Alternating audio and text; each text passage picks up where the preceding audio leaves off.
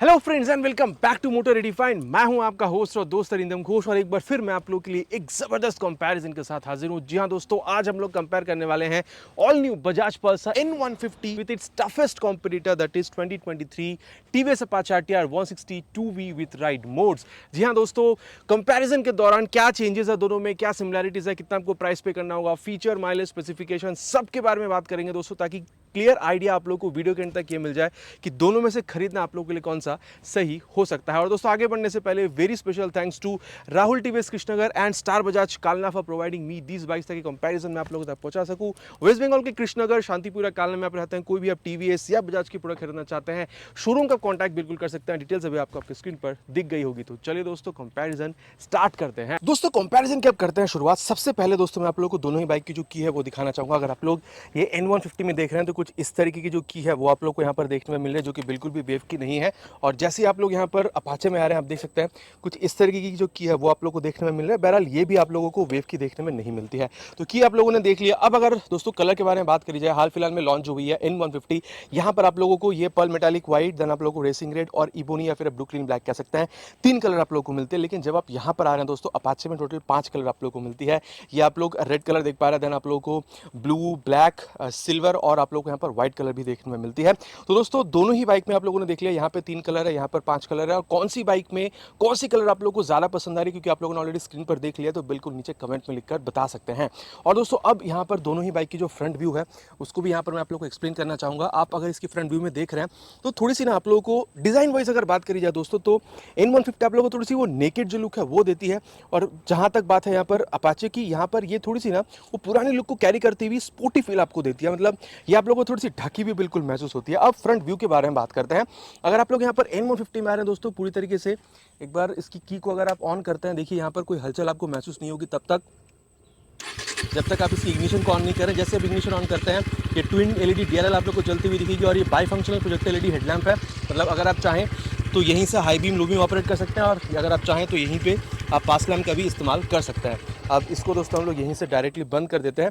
और अब बात करते हैं दोस्तों यहाँ पर अपाचे के बारे में। यहाँ पर जब आप ऑन कर रहे हैं ना स्विच, जब आप यहाँ पर इस्तेमाल करें तो देख सकते हैं आप लोग यहाँ पर जो डीआरएल है वो जलती हुई दिखेगी। देन अगर आप इसकी इग्निशन को ऑन करते हैं तो आप देख सकते हैं दोस्तों यहाँ पर आप लोग को ये जो लैंप है, मतलब यहाँ पर प्रोजेक्टर आप लोग को नहीं मिलती, लेकिन एलईडी ही आप लोग को देखने में मिलती है। हाई बीम, लो बीम अगर आप चाहें तो यहाँ से आप बिल्कुल इस्तेमाल कर सकते हैं कुछ इस तरीके से। और पास लैंप का जो स्विच है वो भी आप लोग को यहाँ पर देखने में मिल जाती है। तो इसको भी दोस्तों अभी कर देते हैं बंद। तो आप लोगों ने दोनों ही देख लिया दोस्तों कि यहाँ पर आपको प्रोजेक्टर मिल रहा है, यहाँ पर नहीं है। बाकी आप लोगों को कौन सा ज़्यादा सही लग रहा है, आपको कौन सा बेहतर लगता है, बिल्कुल आप नीचे कमेंट पे लिखकर बताइएगा।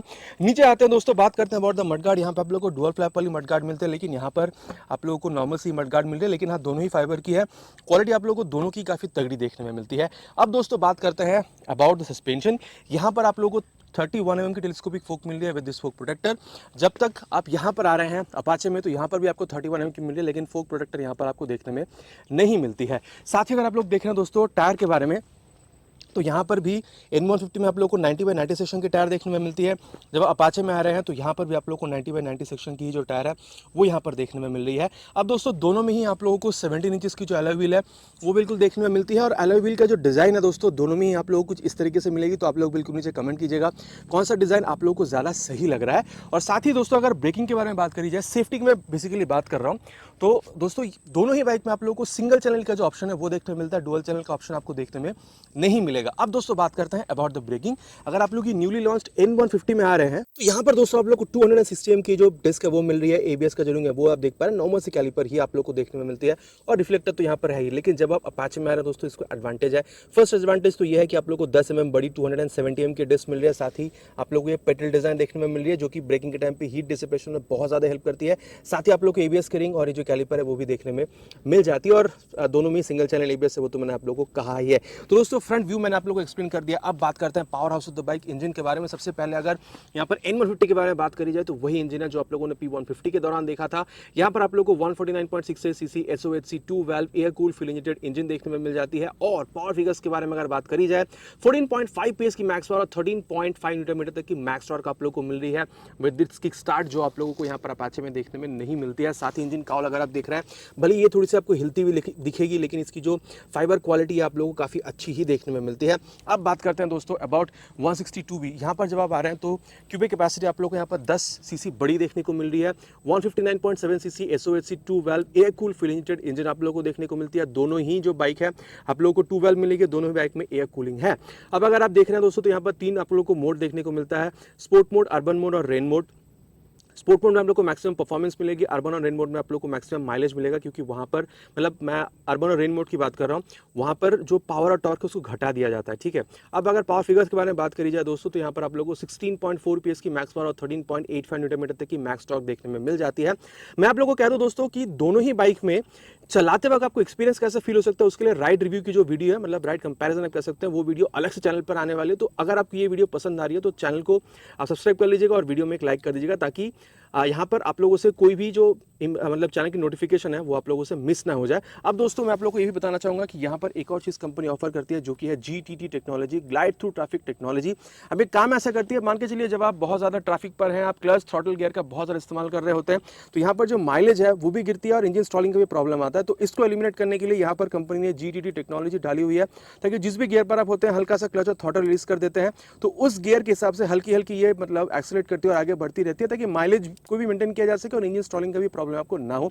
लेकिन ऐसा कोई चीज़ आप लोगों को यहाँ पर मतलब N160 में देखने में नहीं मिलती। और साथ ही अगर आप लोग इंजन काउल देख रहे हैं दोस्तों तो इसकी क्वालिटी आप लोगों को कहीं ना कहीं थोड़ी सी बेहतर ही देखने में मिल रही है। और दोस्तों अब अगर मैं आप लोगों को कहूँ, दोनों ही बाइक में आप लोगों को जो 5 स्पीड गियर बॉक्स है वो देखने में मिलती है। और साथ ही अगर आप लोग यहाँ पर ये मतलब आप लोग अगर ये ब्रेक लीवर और ये फुट रेस्ट वगैरह देख रहे हैं कि दोनों की जो क्वालिटी आप देख रहे हैं दोस्तों, दोनों में ही आप लोगों को काफ़ी सही जो है यहाँ पर बिल्कुल देखने में मिल जाते हैं। लेकिन यहाँ पर आप देख सकते हैं थोड़ी ज़्यादा से स्पोर्टियर आप लोगों को फील बिल्कुल होता है। और वहीं अगर मैं आप लोगों को यहाँ पर बताऊँ दोस्तों रियर पोर्शन के बारे में, तो एक बार जो बाइक की यहाँ पर जो की है उसको हम लोग यहाँ पर ऑन कर देते हैं।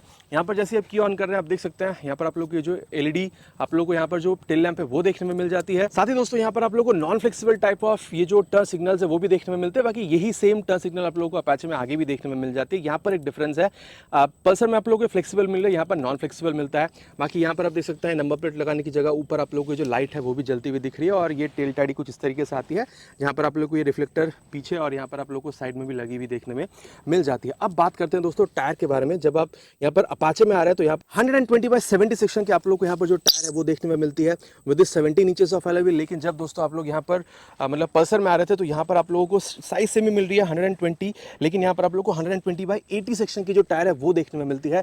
यहाँ पर अगर आप इसकी जो की है उसको ऑन करें तो आप देख सकते हैं यहाँ पर आप लोग को बहुत ज़्यादा फर्क समझ में नहीं आएगी जब तक आप इसको इग्निशन को ऑन नहीं करते हैं। क्रिस्टलाइन शेप की ये जो लाइट है वो आप लोग को जलती हुई नहीं दिखाई देगी। जैसे मैं कह रहा था, आप देख सकते हैं टर्न इंडिकेटर्स बल्ब की है, लेकिन आप लोग को ये फ्लेक्सिबल या फिर आप इसको सेमी फ्लेक्सिबल कह सकते हैं, ये आप लोग को मिल जाएगी। बाकी ये जो टेल सेक्शन है कंप्लीटली न्यू है इस बाइक में।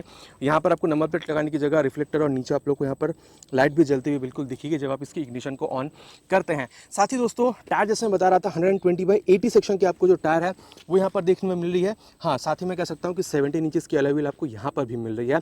अब सबसे बड़ा डिफरेंस जो है दोस्तों, जब आप यहाँ पर देख रहे हैं तो ब्रेकिंग सिस्टम कंपनी ने ट्विन डिस्क का ऑप्शन नहीं दिया, सिर्फ सिंगल डिस्क है।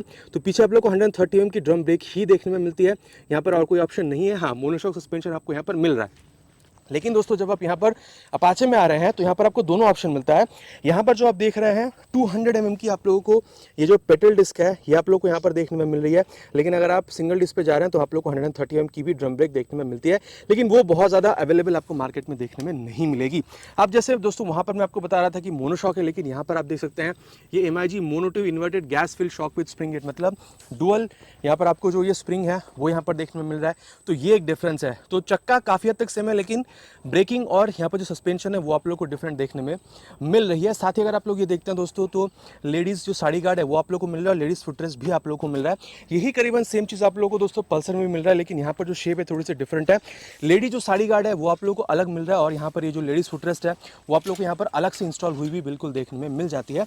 साथ ही अगर आप लोग लेफ्ट पोर्शन देख रहे हैं दोस्तों तो आप देख सकते हैं ये जो ओपन चेन सिस्टम है वो आप लोग को मिल रहा है। अब सेम चीज़ दोस्तों आप लोगों को अपाचे में भी देखने को मिल जाएगी। साथ ही यहाँ पर आप देख सकते हैं आप लोगों को साइड स्टैंड जो है वो देखने को मिल रहा है, मेन स्टैंड देखने में मिल रहा है। करीबन सेम चीज़ आप लोगों को यहाँ पर भी देखने में मिलेगी। मैं अपाचे की बात कर रहा हूँ, साइड स्टैंड मेन स्टैंड दोनों है। दोनों ही बाइक में आप लोगों को side stand in cut off sensor भी देखने को मिल जाएगा। और दोस्तों दोनों ही बाइक में आप लोगों को जो 5 स्पीड गियर बॉक्स है वो देखने में मिलता है, 1 डाउन एंड 4 अप। तो दोस्तों मैंने आप लोगों को बाइक के बारे में काफ़ी कुछ बताया। अब बारी है ये जानने की कि दोनों में डायमेंशन आप लोगों को क्या देखने में मिलेगी। अगर आप लोग यहाँ पर पल्सर में आ रहे हैं दोस्तों, तो यहाँ पर जो सीट हाइट है आप लोगों को 790 mm तक की सीट हाइट जो है वो देखने में मिलती है। और यहाँ पर ना आप लोगों को कोई स्प्लिट सीट वगैरह का ऑप्शन देखने में नहीं मिलती है। साथ ही जो ग्रैब हैंडल है वो भी आप लोग को मिल गया। कुशनिंग वगैरह अगर आप लोग देख रहे हैं तो कंफर्टेबल है, लेकिन सॉफ्ट में बिल्कुल भी नहीं कहूँगा। और जब आप यहाँ पर आ रहे हैं दोस्तों अपाचे में, तो यहाँ पर भी आप लोगों को करीबन 790 mm तक की जो सीट हाइट है वो यहाँ पर देखने में मिलती है। लेकिन अगर मैं आप लोगों को कहूँ ना, तो यहाँ पर देखिए इसकी जो इंक्लिनेशन है वो थोड़ी सी आपको ज़्यादा मिलेगी। लेकिन पल्सर में अगर आप आ रहे हैं दोस्तों, तो यहाँ पर जो इंक्लिनेशन है आपको हल्की सी कम देखने में मिल सकती है। मैं यहाँ पर पिलियन सीट की बात कर रहा हूँ।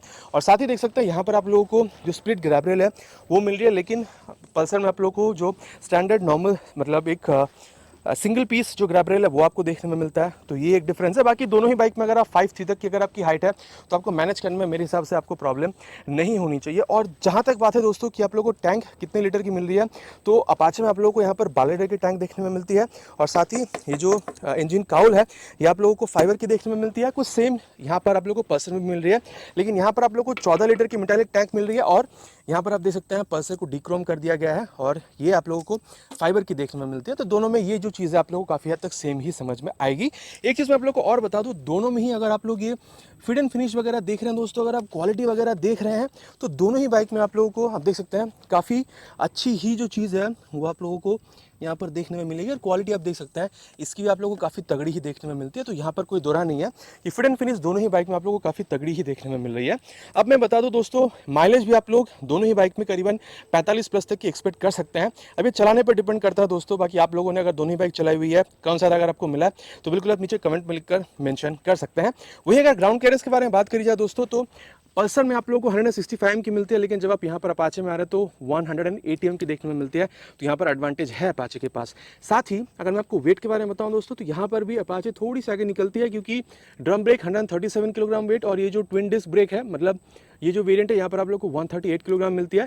लेकिन जब आप यहाँ पर पल्सर में आ रहे हैं तो ये 145 किलोग्राम वेट करती है। मतलब कह सकते हैं कि 7 किलोग्राम ये इसकी जो वेट है आप लोग को ज़्यादा देखने में मिलेगी व्हेन कंपेयर टू 162V। तो दोस्तों डायमेंशन के बारे में बात हो चुकी है और चलिए अब बात करते हैं about the handle bar and meter console. यहाँ पर जो हैंडल बार है आप लोगों को नॉर्मल मिल रही है, लेकिन अपाचे में आप लोगों को क्लिप ऑन देखने में मिलती है। तो आप देख सकते हैं यहाँ पर एक बार की जो है उसकी ऑन कर लेते हैं। यहाँ पर पास लाइट का स्विच मिल रहा है। क्लच का जो मतलब ये जो क्लच है आप लोगों को थोड़ी सी सॉफ्टर साइड पर मिलेगी देन ये हाई बीम लो बीम है। अब दोस्तों जब आप इसकी इग्निशन को ऑन कर रहे हैं ना, तो एक चीज़ नज़र डालिएगा, ये आप लोगों को जो बैकलाइट स्विचेस है वही देखने में मिल रहा है। रात के टाइम पे आप लोगों को चमकती भी मिलेगी, ठीक है। और साथ ही यहाँ पर आप लोगों को ये टर्न सिग्नल्स देखने को मिल रही है, उसका ऑप्शन है कि मतलब ये जो आप हॉर्न देख रहे हैं नॉट वेरी लाउड लेकिन डिसेंट है। और यहाँ पर आप लोग को इंजन की स्विच है वो मिल रहा है और यहाँ पर आप लोगों को इंजन स्टार्ट स्टॉप का जो स्विच है वो देखने में मिलता है। अब दोस्तों दोनों ही बाइक की जो एग्जॉस्ट साउंड है सबसे पहले मैं आप लोगों को वो सुना दूँ। शुरुआत करते हैं यहाँ पर N150 से और यहाँ पर आप लोगों को वही अंडरव्हील एग्जॉस्ट है वही मिल रहा है जो आप लोगों ने N160 में भी देखा था। आवाज़ इसकी सुन लीजिए।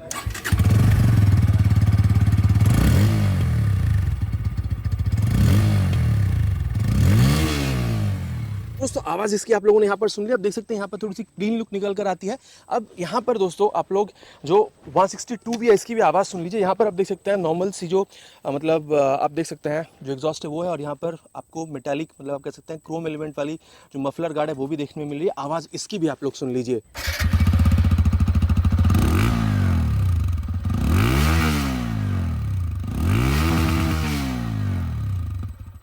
तो दोस्तों आवाज़ आप लोगों ने इसकी भी सुन लिया। आप बिल्कुल मेंशन कीजिएगा कि आप लोगों को आवाज़ किसकी ज़्यादा बेसियर लगी, ये आप लोग नीचे कमेंट पे लिखकर बताइएगा। और अगर मैं आप लोगों को यहाँ पर मीटर कंसोल के बारे में बताऊँ दोस्तों, तो उससे पहले ये चीज़ आप देख लीजिए कि यहाँ पर आप लोगों को ये जो मोबाइल चार्जिंग पोर्ट है N150 में वो मिल रही है जो आप लोगों को यहाँ पर अपाचे में देखने में नहीं मिलेगी। देन यहाँ पर ये इन्फिनिटी या बेजललेस मीटर कंसोल जो है वो मिल रही है, पूरा एक बार स्वाइप भरती है। देन आप लोगों को यहाँ पर side stand, then battery indicator, malfunction light, then यहाँ पर आप लोगों को जो गियर पोर्शन सेंसर है वो मिल रही है, देन स्पीडोमीटर आप लोगों को मिल रहा है, देन आप लोगों को यहाँ पर डिस्टेंस टू एम्प्टी, ओडो तो ट्रिप 1 अगर आप सेट का बटन इस्तेमाल करते हैं तो यहाँ पर जो एवरेज फ्यूल इकोनॉमी है वो दिख जाएगी। देन ट्रिप 2 के लिए भी जो एवरेज इकोनॉमी है वो यहाँ पर आप लोग को दिख जाएगी। देन आप लोगों को फ्यूल का सेंसर दिख रहा है और टाइम जो है वो भी आप लोग को दिख जाएगी। एबीएस का सेंसर, आरपीएम लाइट और न्यूट्रल पोजीशन सेंसर भी आप लोगों को यहाँ पर दिख रहा है। और अब दोस्तों यहाँ पर बात करते हैं अबाउट अपाचे। मैंने आप लोग को ऑलरेडी बताया है कि यहाँ पर आप लोग को जो क्लिप ऑन हैंडल बार है वो यहाँ पर देखने में मिल जाती है। की को दोस्तों यहाँ पर कर देते हैं ऑन। पास टाइम का स्विच आपको मिल रहा है, हाई बीम लो बीम का ऑप्शन है। अब दोस्तों यहाँ पर ये ब्लूटूथ एनेबल मीटर कंसोल है तो उसको टॉगल करने के लिए आई बटन भी आप लोगों को मिल रहा है। देन टर्न सिग्नल की बटन ऑन। यहाँ पर आपको जरा सा लाउडनेस हॉर्न में समझ में आएगी। राइट साइड में आप लोग को इंजन किल स्विच मिल रहा है। अब मैंने आपको ऑलरेडी कहा है मोड है तो मोड को चेंज करने के लिए ये स्विच आप इस्तेमाल कर सकते हैं। और नीचे है इंजन ऑन करने का स्विच। एग्जॉस्ट साउंड मैंने आप लोग को ऑलरेडी जो है बिल्कुल सुना दिया है। अब एक चीज़ है दोस्तों, दोनों ही बाइक में आप लोग को जो E20 का जो अपग्रेड है वो यहाँ पर आप लोगों को दोनों ही बाइक में देखने को मिल जाएगा। तो ये वो मतलब BS6 फेज 2 जो है वो मतलब ये जो नॉर्म्स है BS6 फेज 2 की वो ये दोनों ही बाइक बिल्कुल कंप्लाई करती है। और साथ ही E20 है तो फ्लेक्सिबल कंपैटिबिलिटी है, मतलब 20% इथेनॉल और 80% पेट्रोल के साथ अगर कभी फ्लेक्सिबल इंडियन मार्केट में आती है तो दोनों ही बाइक के जो इंजन है आराम से रन करेगी, कोई प्रॉब्लम नहीं होगी। और अभी जो इंजन फिलहाल मार्केट में चल रहा है, मतलब फ्यूल की मैं बात कर रहा हूँ, जो फ्यूल मार्केट में फिलहाल चल रहा है उस फ्यूल के साथ भी दोनों ही इंजन आराम से रन कर जाएगी। साथ ही अगर मैं आप लोगों को बताऊं दोस्तों तो एक बार इसको ऑफ करके अगर मैं ऑन करूं तो यहाँ पर आप देख सकते हैं पूरा एक बार स्वाइप लेती है, gear up, then chequered flag के साथ, देन हाई अपेचन यहाँ पर लिख के आती है। आप देख सकते हैं यहाँ पर आप लोगों को tachometer, speedometer, fuel gas sensor, time कौन सी मोड पर है वो दिखा देती है, गियर पोजिशन सेंसर। और यहाँ पर अगर आप मोड का बटन इस्तेमाल करते हैं तो ट्रिप 1, देन यहाँ पर आप लोग को lap timer mode, high speed कितना है वो दिखा देती है, 0 to 60 कितने सेकंड्स में अचीव हुई है वो आप लोगों को दिख जाती है। Then normal speed, average speed पे आ जाती है। अब यहाँ पर आप देख सकते हैं गियर पोजीशन सेंसर के पास यहाँ पर आप लोगों को ये ब्लूटूथ जो है वो साइन यहाँ पर ब्लिंक करती हुई दिख रही है। मतलब अगर आप ये स्मार्ट कनेक्ट ऐप को मोबाइल में डाउनलोड इंस्टॉल करके अगर ब्लूटूथ के सहारे इस कंसोल को जोड़ते हैं तो turn button, navigation, call, SMS alert वगैरह ये सारी चीज़ें आप यहाँ पर एक्सेस कर सकते हैं जो आप लोगों को यहाँ पर पल्सर में देखने में नहीं मिलती। और जहाँ तक बात है दोस्तों आईना की, तो यहाँ पर आप देख सकते हैं जो आईना है, मतलब यहाँ पर जो RVM है, रियर व्यू मिरर, तो ये भी आप लोगों को दोनों ही बाइक में काफ़ी तगड़ी जो रियर व्यू है वो भी बिल्कुल निकाल कर दे सकती है। तो दोस्तों दोनों ही बाइक के बारे में हम लोगों ने यहाँ पर मोटा मोटी जो है बात कर लिया। और अब ये सत्यवचन की घड़ी की दोनों में से कौन सा बाइक खरीदना आप लोगों के लिए सही हो सकता है। देखिए दोस्तों, सबसे पहले अगर मैं आप लोगों को प्राइस के बारे में बताऊं तो ये पल्सर जो है आप लोगों को करीबन 1,42,000 तक में देखने को मिल जाएगी। मैं आप लोगों को यहाँ पर ऑन रोड जो प्राइस है वो यहाँ पर बता रहा हूँ, मतलब 1,42,000 से 44 तक के बीच में आपको देखने को मिल सकती है। लेकिन जब आप यहाँ पर पल्सर से हटके अपाचे में आ रहे हैं दोस्तों तो ये आप लोगों को 1,54,000 तक में मिलेगी। ये ब्लूटूथ एडिशन की मैं बात कर रहा हूँ। और अगर आप लोग स्टैंडर्ड एडिशन में जाते हैं जहाँ पर ब्लूटूथ नहीं है, गियर पोजिशन सेंसर नहीं है, तो वहाँ पर प्राइस 1,50,000 की बनती है। तो दोनों ही अभी टॉप मॉडल है, तो मतलब टॉप मॉडल की बात करते हैं करीबन 10 से 11,000 रुपये तक का डिफरेंस आता है।